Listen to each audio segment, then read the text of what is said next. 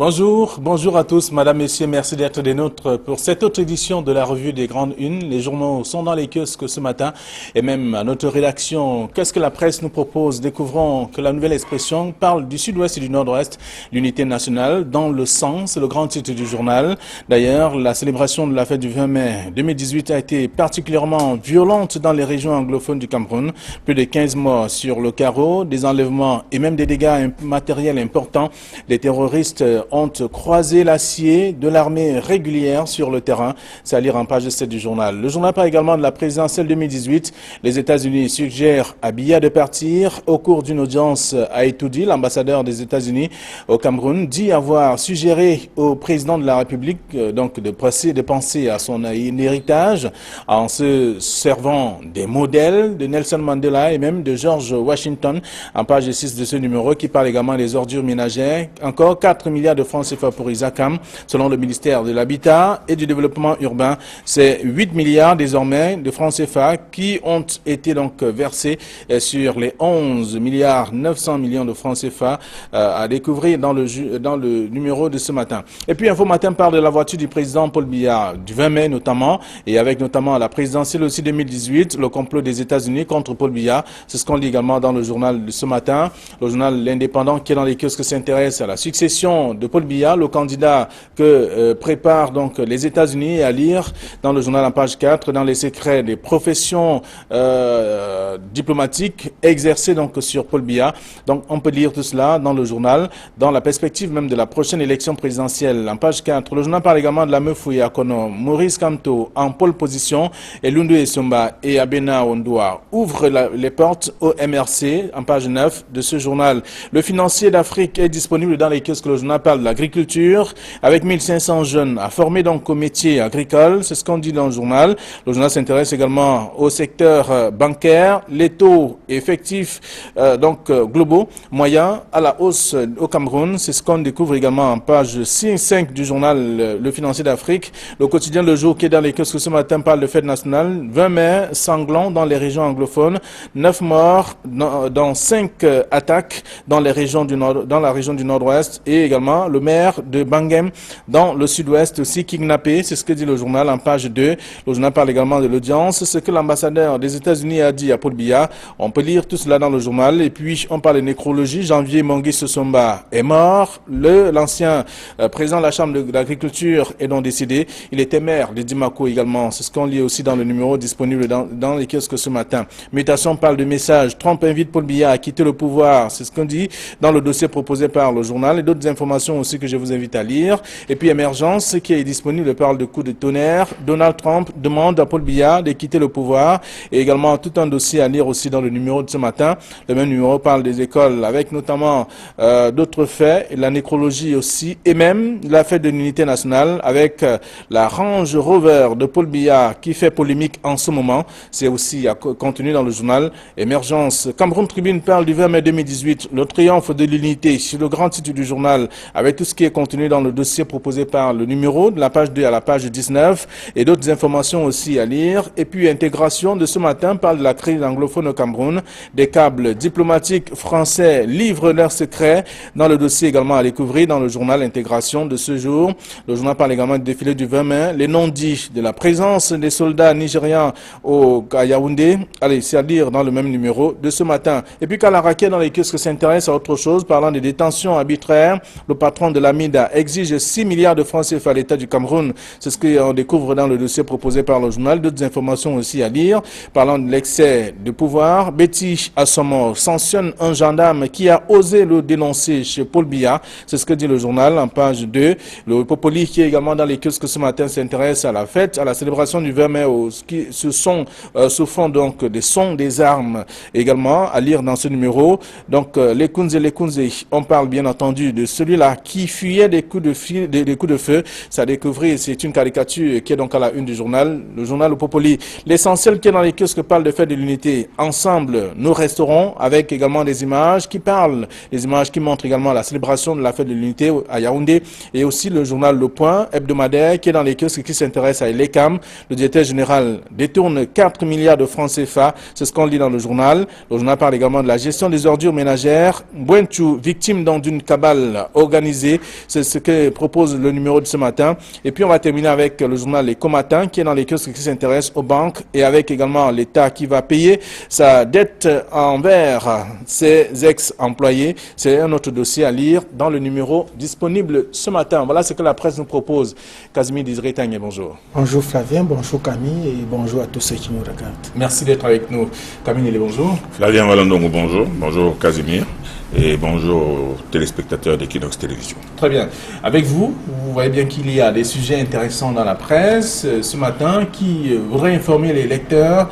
On parle notamment de l'unité nationale dans le sang, c'est le grand titre du journal La Nouvelle Expression. On peut également lire tout cela dans le numéro, dans plusieurs tabloïds qui sont disponibles dans les kiosques concernant la célébration du 20 mai et qui ne s'est pas déroulée sans un écroche.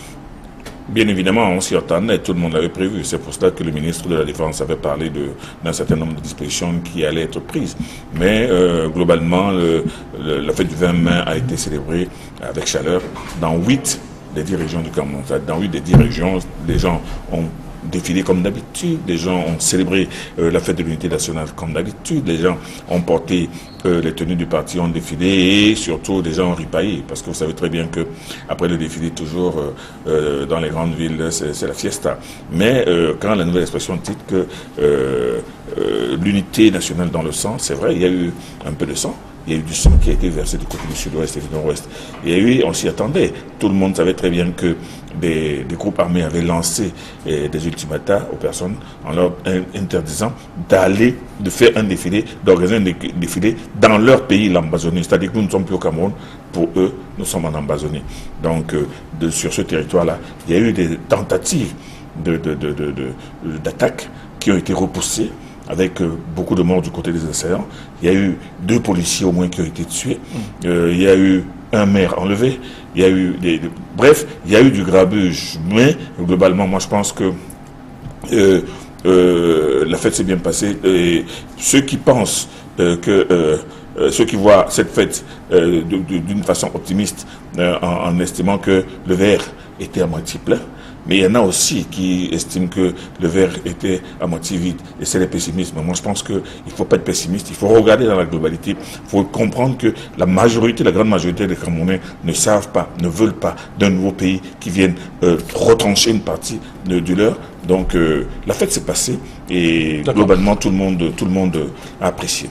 Très bien. Alors, le journal fait savoir qu'il y a eu plus de 15 morts sur le carreau. Il y a donc La Nouvelle Expression qui fait cela, qui fait ce compte, en tout cas, qui propose également ces chiffres. Et aussi dans le quotidien Le Jour de ce matin, parlant donc du 20 mai sanglant, dans les régions anglophones, on apprend qu'il y a eu également 9 morts, dont 5 attaques dans la région du nord-ouest et le maire de Bangem dans le sud-ouest qui a été kidnappé. Voilà, vous savez que le maire a été kidnappé la veille de la fête du 20 mai parce qu'il était en train de distribuer les gadgets pour la fête de l'unité. Il a été kidnappé. Et la Nouvelle Expression qui parle de 15 morts, le Jour qui parle de 9 morts, peu importe le nombre de morts. Dans tous les cas, c'est une fête de l'unité qui s'est passée exactement comme nous avions décrit à ce même plateau. Nous avons dit que le gouvernement était en train de mettre l'accent sur la sécurité dans les grandes villes, à savoir Douala et Yaoundé, oubliant même que le terrain des affrontements, c'est dans le nord-ouest et le sud-ouest. Et c'est justement dans le nord-ouest et le sud-ouest qu'il y a eu tous ces armes, tous ces morts et autres, tant du côté des sécessionnistes que du côté de l'armée camerounaise. Et on ne le déplorera jamais assez. Et qu'on le veuille ou qu'on ne le veuille pas, cette manifestation a démontré exactement l'état d'esprit qui prévaut au Cameroun en ce moment précis. Mais est-ce qu'on va dire que les précautions annoncées, les mesures de sécurité annoncées par le ministre de la Défense n'ont pas été véritablement appliquées sur le terrain? Ces mesures ont été personnes avaient annoncé qu'il y aurait... Ces personnes ont annoncé et elles ont fait ce qu'elles ont annoncé. Elles ont annoncé qu'elles devaient s'aimer la terreur dans le rang des populations pendant le défilé. Vous avez bien vu que dans certaines régions du sud-ouest et du nord-ouest, dans certaines sous-préfectures, c'est à peine des unités de 8-10 personnes qui défilaient. Et il n'y avait même pas l'ombre des spectateurs, il n'y avait pas des populations, il n'y avait pas les écoles, il n'y avait pas les élèves, comme cela est de coutume. Donc, dans tous les cas, ils ont réussi les sécessionnistes, à s'aimer la panique, à s'aimer la terreur dans les têtes.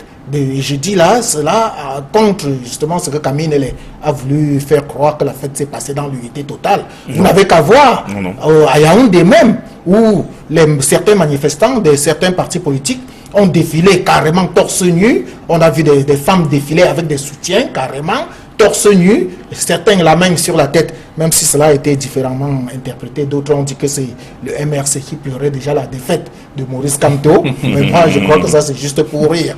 Vous voyez donc, il est inutile de chercher à museler les populations. Il est totalement inutile de chercher parce que les populations, les militants ont 1001 façons d'exprimer leur désolation. Alors, le SDF a choisi je chute, Flavien, je chute que cette fête de l'unité a démontré exactement l'état d'esprit qui prévaut au Cameroun en ce moment précis. Donc il faut prendre des précautions davantage. Non, Casimir, je n'ai pas dit que tout s'est passé très bien. J'ai dit que dans 8 provinces, dans 8 régions de ce pays, il y a eu des défilés, tout s'est passé comme d'habitude, mais que dans 2 régions, effectivement, il y avait cette psychose dont a parlé la nouvelle expression. Je vous le conseille. Cette psychose qui a fait que les gens avaient peur. Les gens avaient peur d'être tués. Les gens avaient peur d'être agressés. Les gens avaient peur de se retrouver mutilés. C'est pour cela que, et quand vous dites que les mesures prises par le ministre de la Défense ont été appliquées, elles ont été appliquées dans une certaine mesure, dans la mesure où s'il n'y avait pas eu ce dispositif-là, je vous assure que le nombre de morts aurait été multiplié par 4, par 5, par 6, par 7, et du côté des populations. Mais ça veut dire que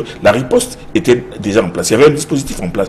Mais seulement, je déplore le fait qu'à Batibo, qui a été le premier théâtre des opérations, avec les premiers enlèvements, qu'on n'ait pas mis un accent particulier dans cette région-là. Mais je ne dis pas que la fête s'est très très bien passée. Non, au contraire. Le problème de ce côté-là, de ces 2 régions, c'est qu'il y a un état d'esprit, une sorte de psychose permanente qui est en train d'annihiler les esprits des gens. C'est pour cela que ça ne s'est pas exactement bien passé là-bas. Mais il faut reconnaître aussi que les populations, si elles ont eu peur, si elles ne sont pas sorties, si elles sont restées chez elles, ou si elles sont contentées de regarder les choses à travers les personnes de leur fenêtre et les trous de leur sérieux, c'est parce que justement, elles avaient peur des groupes armés qui sèment le terreur. Pas qu'elles étaient derrière ces groupes-là, pas qu'elles accompagnaient leur mouvement. C'est ce que je veux dire. Très bien. Alors, lorsqu'on a fait le tour, en tout cas, de ce que la presse propose sur la célébration du 20 mai au Cameroun, avec l'unité nationale dans le sang, pour ce qui est de la nouvelle expression, on parle d'ailleurs de plus de 15 morts sur le carreau. Il y a le quotidien Le Jour qui parle également de ces mêmes sujets, avec également un autre bilan, 9 morts, dont 5 attaques dans la région du Nord-Ouest, et le maire de Bangem, dans le Sud-Ouest, kidnappé également. Donc, ce sont autant d'informations que vous allez découvrir dans la presse ce matin, et d'autres aussi, après avoir fait un tour, justement. Alors, autre chose qui suscite également les commentaires, c'est la nouvelle expression, et comme bien d'autres tabloïds qui s'intéressent au train de vie de l'État. On a vu dans la nouvelle expression Paul Biya qui nargue les Camerounais, et Info Matin parle de la voiture du président. Donc, tout cela, ces informations dans le numéro de ce matin, et bien dans d'autres tabloïds aussi. Donc, on sait que le président de la République a choisi en tout cas un moment important pour se vanter devant les populations. En fait, c'est ce que dit le Popoli. Oui, se vanter, peut-être, c'est le mot qu'il faut utiliser. Mais dans tous les cas, j'ai l'impression que le chef d'État camerounais, son Excellence Paul Biya, ferme carrément les oreilles à tout ce qui se passe autour de lui, autour du Cameroun et dans notre pays. Vous allez voir que le Cameroun est en train de traverser une crise sans précédent, une crise politique et une crise économique, doublée même d'une crise sociale. Et c'est à ce moment précis que le chef d'État choisit de sortir avec une limousine flambant neuf, qui plus est, une limousine qui est l'une des dernières sorties des fabricants d'automobiles. Ce n'est qu'en février dernier que ce modèle, la Range Rover Sentinel, a été exposé au sommet, au Grand Salon.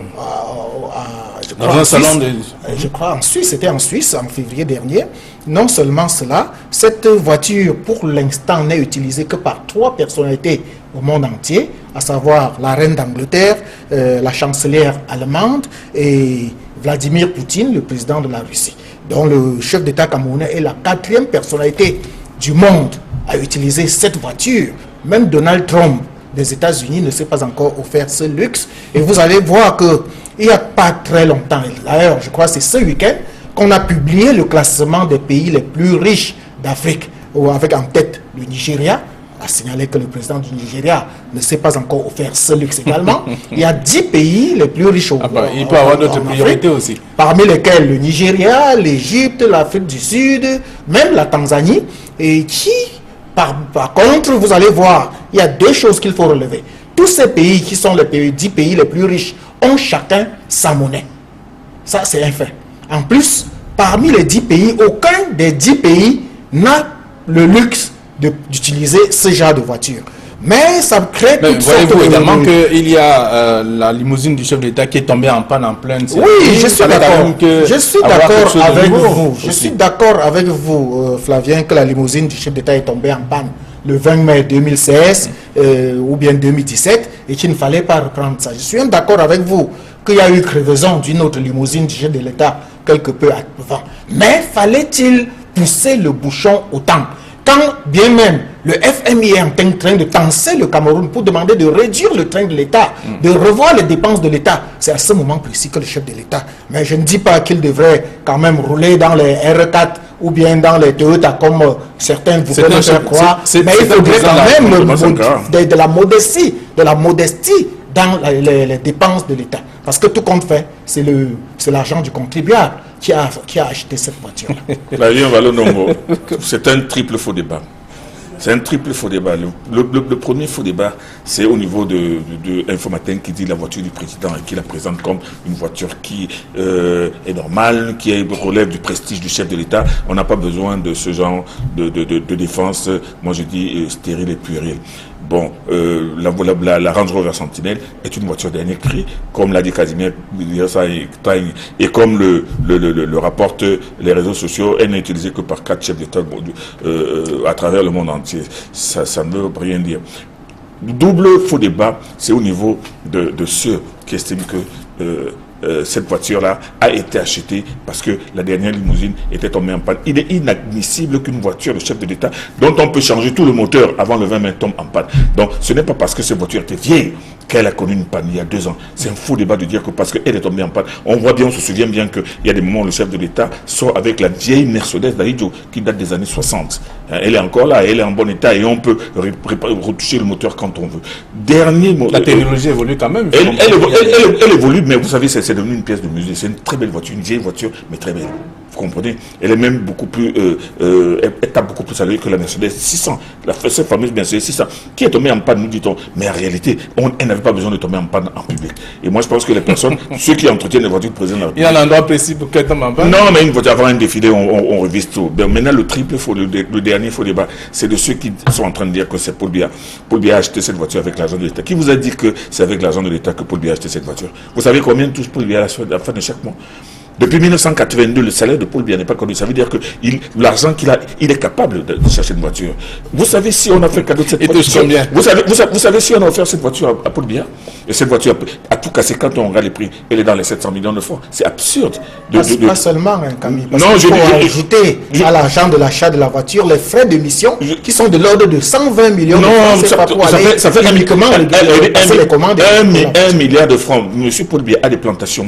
Combien il lui rapporte depuis des vingtaines d'années? Vous connaissez son salaire. Alors, vous connaissez le nombre de personnes qui associées à son salaire. Il s'agit de la voiture du chef de l'État ou de la voiture de Paul Biya? Non, cette voiture est marquée PRC, mais seulement personne ne peut dire que cette voiture a été achetée avec l'argent de l'État. J'ai dit c'est un faux débat. Ce qui est important et ce qui reste, c'est que le président de la République est arrivé avec une voiture dernier cri, blindée et tout. Et ensuite, ce n'est pas tout. Il est venu avec cette Range Rover Sentinelle, mais il est reparti avec une autre Mercedes, dernier cri aussi. Donc ça veut dire qu'il arrive avec une voiture dernier cri, il repart avec une voiture dernier cri. Ça veut dire quoi? C'est ce clinquant peut-être qui a pu... Alors le Populi a raison de dire qu'il revenait se battre. Il nargue pratiquement. Ceux qui ont des difficultés en fait. Je suis donc en train de dire que ça c'est au niveau des conseillers et de ceux qui veulent peut-être que le président de la République se présente sous une apparence bling bling. Mais je dis que arriver dans une Range Rover Sentinelle, repartir dans une Mercedes, on appelait ça quoi, Medley, je ne sais pas trop quoi, qui coûte aussi quelques centaines de millions de francs. C'est peut-être ça qui a choqué. Mais je vous pose la question, qui a dit que cet argent a été acheté avec l'argent de l'État? Alors, il achète son véhicule, c'est une question, c'est son véhicule ou c'est le véhicule du chef de l'État? Il roule dans l'intérieur de ce véhicule, c'est le plus important. Ne coupez pas les cheveux en quatre. Merci à vous, Camille. De toute façon, on laisse le son au lecteur d'aller découvrir ce que la presse propose, parlant notamment de la nouvelle expression qui parle du train de vie de l'État. Quand Paul Biya nargue les Camerounais, c'est ce qu'on lit à la une de ce numéro. Et Info Matin qui parle simplement du 20 mai 2018, la voiture du président. C'est ce qu'on lit également. Alors, autre sujet qui fait le tour de la presse ce matin, et comme vous le savez, après la célébration du 20 mai, il y a on parle aussi de l'ambassadeur des États-Unis qui a fait une sortie, qui était rencontré le chef de l'État. Donc après cette sortie, il s'est livré à la presse pour dire exactement qu'est-ce qu'il a dit au chef de l'État. Le candidat que préparent les États-Unis, ça c'est ce que dit l'Indépendant. Il y a également Info Matin qui revient, qui parle de la présidence 2018, le complot des États-Unis contre Paul Biya, et aussi la nouvelle expression sur ce même sujet, parlant notamment des États-Unis qui suggèrent à Paul Biya de partir. Dans tous les cas, ce qui nous a le plus frappé dans le résumé des propos de l'ambassadeur des États-Unis au Cameroun, c'est le candidat que les États-Unis seraient en train de préparer. Il nous revient même que les États-Unis auraient même déjà une shortlist des candidats et de l'opposition et du parti au pouvoir, et qu'ils s'apprêtent le moment venu à imposer le candidat idoine. Dans tous les cas, il faut bien que les Camerounais remarquent que l'ambassadeur des États-Unis n'était pas obligé de faire une déclaration à la presse pour dire ce qui s'est passé entre lui et le chef de l'État. S'il l'a fait, ça veut dire que c'est pratiquement une prise de position officielle des États-Unis sur la vie politique au Cameroun. Et c'est pratiquement ce que Donald Trump lui aurait transmis de venir déclarer au Cameroun. Et Mutation l'a dit, Trump invite Biya à quitter le pouvoir. Et je dis, ça c'est extrêmement grave. Le Cameroun n'ira jamais aux États-Unis demander à un président de démissionner. Tout comme le Cameroun n'ira jamais dans aucun autre pays, que ce soit de l'Occident ou africain, pour donner des instructions sur la candidature idoine. Dans tous les cas, ça c'est une ingérence et ça peut créer un incident diplomatique. Et vous voyez, vous avez vu, ce genre d'incident s'est répercuté par la reprise ou bien l'interruption des relations diplomatiques entre les États-Unis et le pays concerné. Et je ne voudrais pas peut-être dire que le Cameroun devrait aller jusqu'à ce niveau-là, mais je dis, il faudrait que les Camerounais sachent que c'est tout simplement une ingérence qui n'a pas besoin, qui n'a pas sa raison d'être. Les Camerounais, c'est un peuple mature. Le peuple camerounais, c'est un peuple mûr qui peut choisir le candidat qu'il veut, qu'il soit vieillot, qu'il soit vétuste, qu'il ait 100 ans ou n'importe combien d'années. Cela, c'est une affaire purement camerounaise, ce n'est pas une affaire américaine.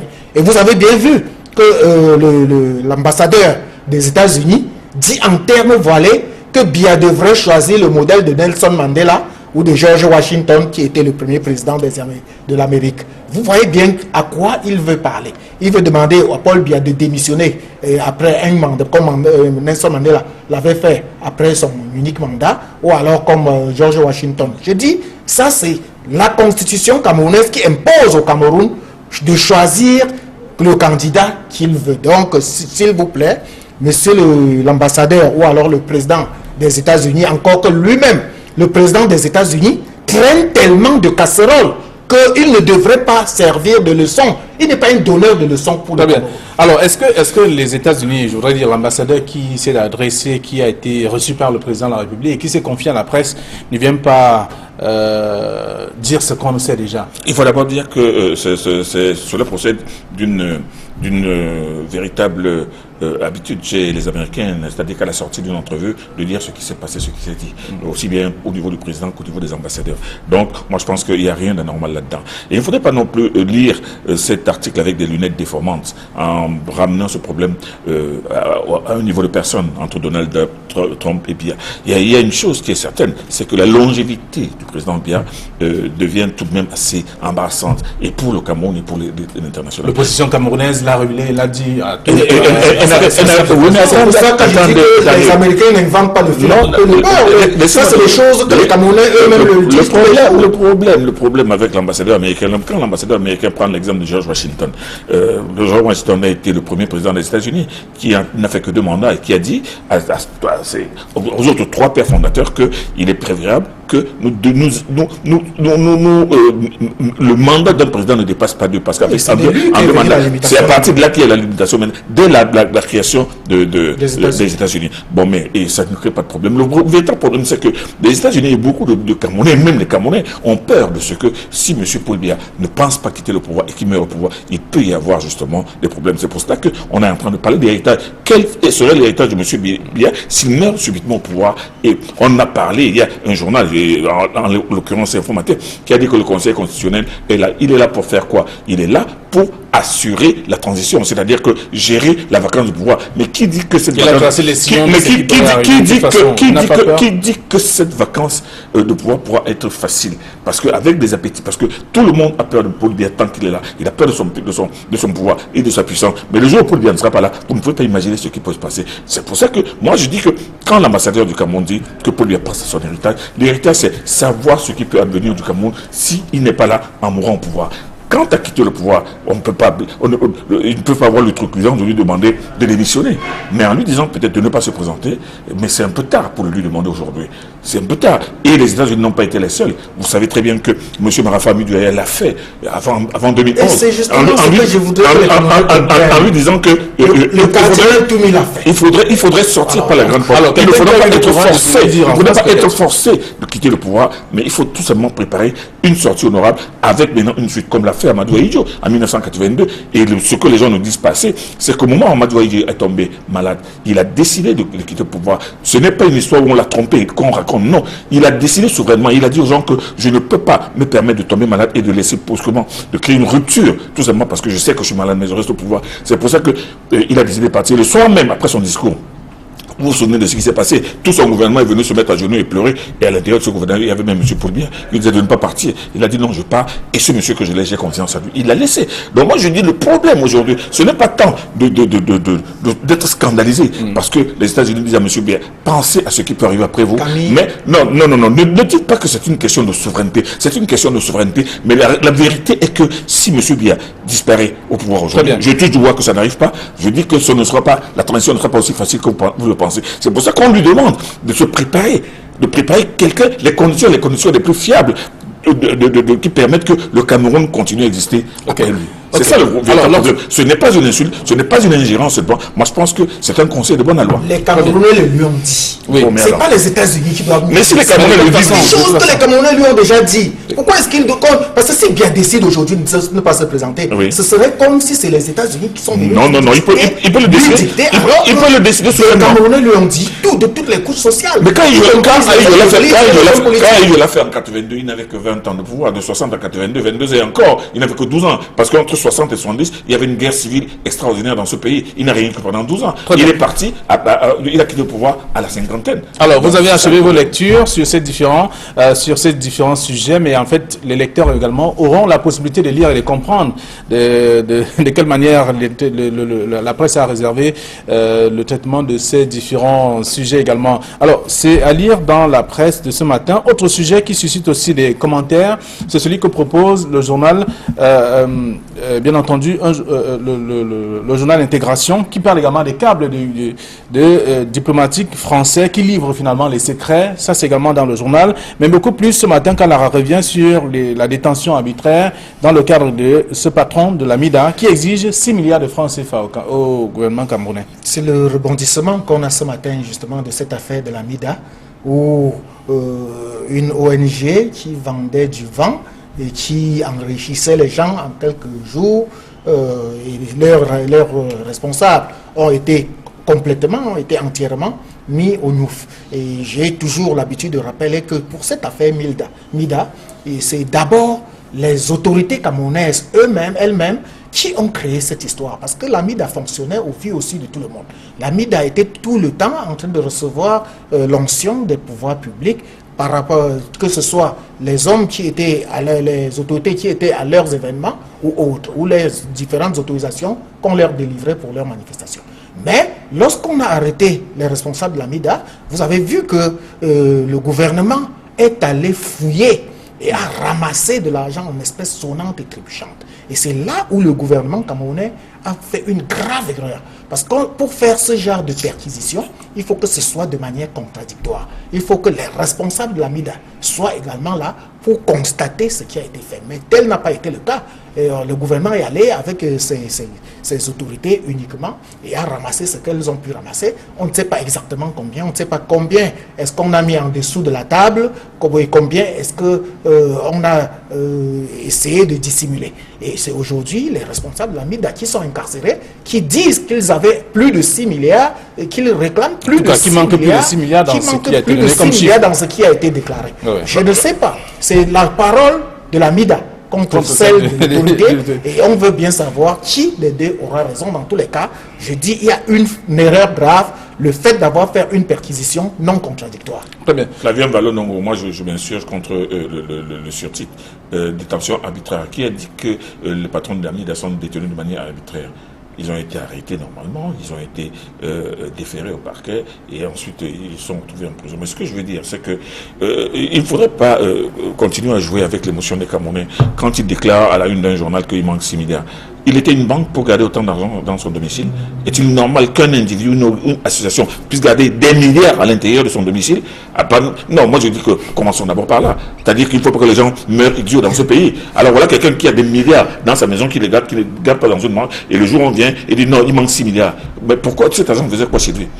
Donc moi je dis qu'il faut d'abord commencer par là. C'est au moment où on a compris que la MIDA est une grosse arnaque, une arnaque qui permet à un groupe d'individus d'arracher de l'argent, de prendre scientifiquement de l'argent aux gens, qu'on a arrêté cette comédie. Mais maintenant, qui nous parle, qui nous fasse du juridisme, en disant que non, il fallait qu'il y ait une perquisition en règle, il fallait qu'on vienne compter l'argent à ma présence et tout.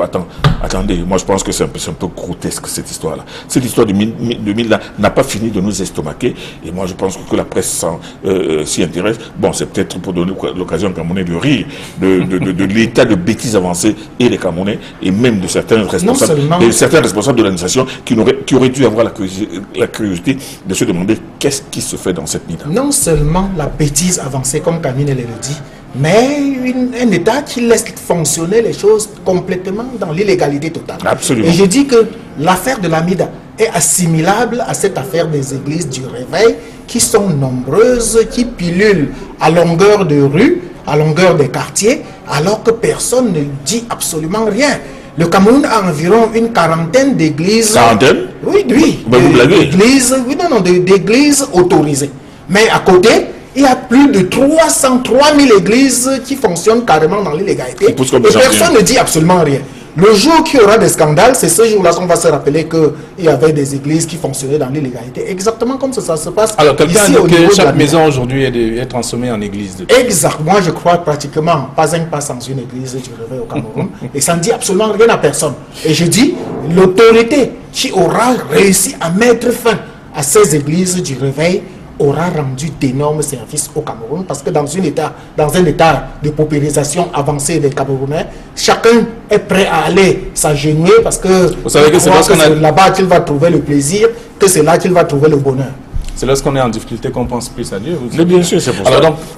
C'est pour ça que ces pasteurs-là qui s'improvisent tous les jours, profitent de la naïveté, de la misère des gens, mais qui leur font comprendre que Dieu n'accepte pas les jetons au moment de la quête. Dieu ne veut que les pieds. Merci à vous, chers messieurs. Donc, le journal Kalaraké dans les kiosques parle de détention arbitraire avec le patron de la MIDA qui exige 6 milliards de francs CFA à l'État du Cameroun. C'est ce qu'on peut lire également dans le dossier proposé par le numéro de ce matin. D'autres informations sont également à découvrir si vous faites un tour dans les kiosques. Merci à vous. Bon retour à vos différentes rédactions. Demain, nous serons encore là. Il sera 9h15 sur Equinox Télévision. Bonne journée à tous, madame, messieurs.